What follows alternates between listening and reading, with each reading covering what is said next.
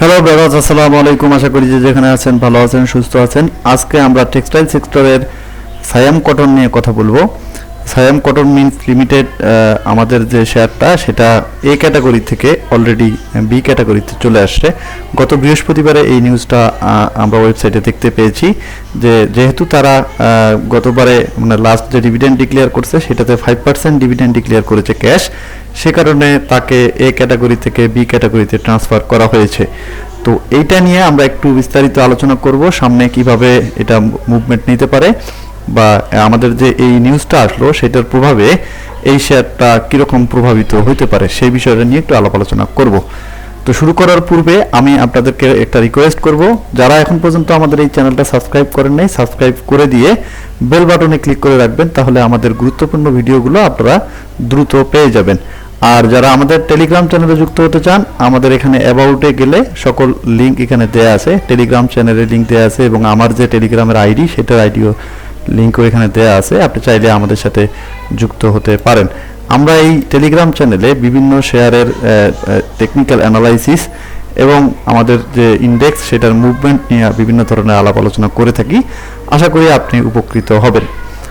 তো যে বিষয়টা নিয়ে কথা বলতেছিলাম, সায়াম কটন নিয়ে কথা বলার যে কারণ সেটা হলো, আমাদের টেলিগ্রাম চ্যানেলে যদি আপনি খেয়াল করেন, এইখানে 9 ডিসেম্বর একটা আমরা অ্যানালাইসিস এখানে পাবলিশ করছিলাম। তখন প্রাইস ছিল 14 টাকা 50 পয়সা। আমরা বাই রেঞ্জ মানে বাই জোন যেটাকে বলতেছিলাম সেটা হলো 14 টাকা 40 পয়সা এবং আমরা টিপি সেট করেছিলাম টিপি 1 15 টাকা 60 পয়সায়, আর একটা হলো 16 টাকা 60 পয়সায়। তো আমাদের টিপি 2 যেটা 15.26%, এক কথায় 15%-এর যে টিপিটা সেটা অলরেডি হিট করছে। হিট করার পরে এখন আমাদের বর্তমান কি পরিস্থিতি আপনি এখানে দেখলেই বুঝতে পারবেন। তো আমাদের যে টিপিটা ছিল সেটা ছিল 16 টাকা 60 পয়সায়, বাট এটা 16 টাকা 90 পয়সা পর্যন্ত ওঠার পর তারপর কিন্তু এটা 3টা রেড ক্যান্ডেল দিয়েছিল। তারপরে আমরা দেখতে পেয়েছি যে গত লাস্ট বৃহস্পতিবারের দিনে এটা কিন্তু খুব ভালো একটা ক্যান্ডেল দিয়েছে, অর্থাৎ এটা কিন্তু খুব ভালো একটা মুভমেন্টে ছিল। আমরা যে অ্যানালাইসিসটা পাবলিশ করছিলাম গত 9 তারিখে, সেটা টিপি 3টা আসলে যেটা আমাদের 20%-এ ছিল সেটা টাচ করার খুব ভালো একটা সম্ভাবনা তৈরি করছিল। কিন্তু এর মধ্যে আমাদের যেহেতু এই নিউজটা চলে আসছে, সে কারণে আমরা আসলে এখন অনেকেই আমাকে জিজ্ঞেস করতেছেন যে ভাই এখন কি করব, আমাদের টিপি 3-র জন্য কি ওয়েট করব নাকি এখন এখান থেকে কি করা উচিত, সেই বিষয়টা আমরা একটু দেখার চেষ্টা করি। তার আগে আমি ফান্ডামেন্টাল ইনফরমেশনগুলো নিয়ে একটু আলাপ আলোচনা আপনাদের সাথে করতে চাই, কারণ এখানে বোঝার কিছু বিষয় আছে।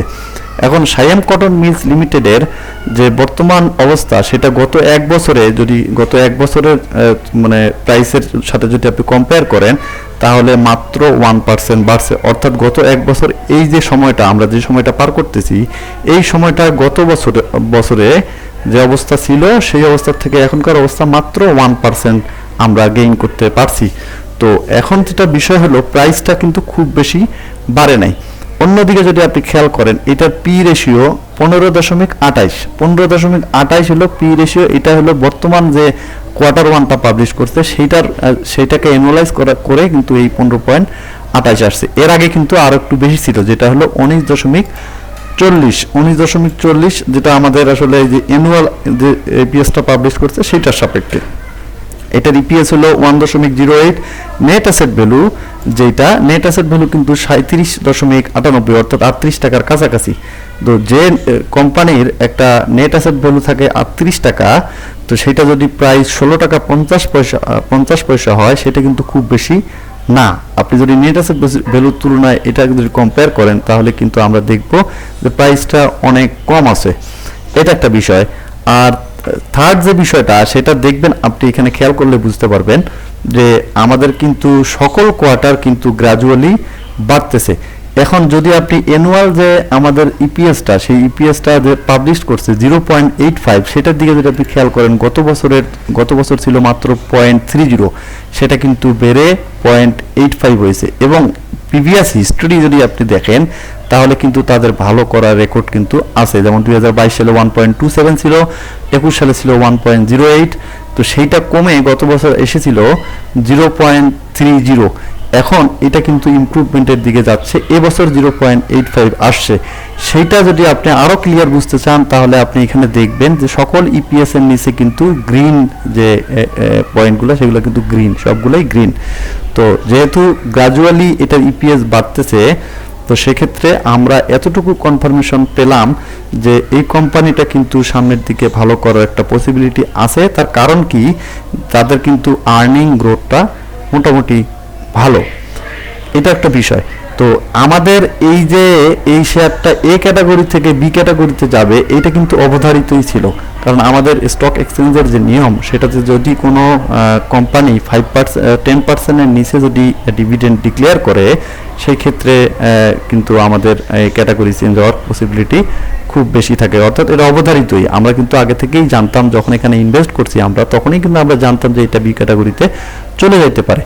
এখন লক্ষণীয় যে বিষয়টা সেটা হলো এদের রিজার্ভ মানির দিকে যদি আপনি খেয়াল করেন, রিজার্ভ মানি কিন্তু প্রত্যেকটা রিজার্ভ মানি, এখানে যে নেট অপারেটিং ক্যাশ ফ্লো তারা দেখাচ্ছে, এগুলা কিন্তু গ্র্যাজুয়ালি বাড়তেছে, এগুলাও কিন্তু সবগুলা গ্রিন, অর্থাৎ গত বছরের তুলনায় ভালো। ডিভিডেন্ড ইল্ডের দিকে যদি খেয়াল করেন, এইটা 3.03, অর্থাৎ বর্তমান প্রাইস যেটা সেই অনুযায়ী ডিভিডেন্ড ইল্ডটাও কিন্তু খুব একটা খারাপ না, অন্যান্য শেয়ারের তুলনায়, টেক্সটাইল সেক্টরের অন্যান্য শেয়ারের তুলনায় খুব একটা খারাপ না। তারা ডিভিডেন্ড 5% পাবলিশ করার পরেও তাদের কিন্তু ডিভিডেন্ড ইল্ড 3.03 আসছে। তো এই যে সমস্ত বিষয়গুলা, এই বিষয়গুলোর সাথে যদি আপনি শেয়ার হোল্ডিং এর দিকে খেয়াল করেন, শেয়ার হোল্ডিং কিন্তু আমাদের ডিরেক্টরের কাছে আছে হলো 42%, ইনস্টিটিউট ইনভলভ আছে এখানে প্রায় 12%, এবং পাবলিক এখানে প্রায় 46%-এর মতো শেয়ার পাবলিকের কাছে রয়েছে।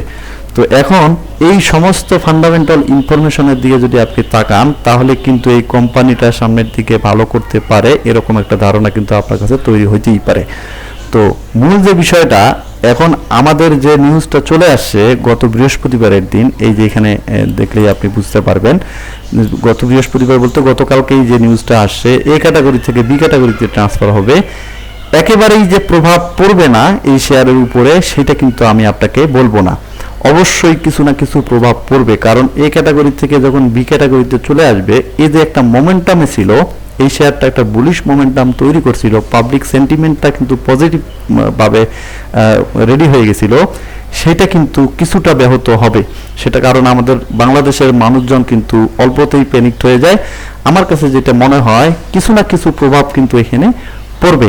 তো আমরা যেহেতু একটা ভালো একটা প্রফিট অলরেডি আমরা গেইন করছি, মোটামুটি আমাদের টিপি2 হিট করে ফেলছে, এবং তারপরে যখন কিছুটা রিট্রেস করার পরে সে আবার উপরের দিকে যাওয়া শুরু করছে, অর্থাৎ টিপি2 এর কাছাকাছি আমরা আছি।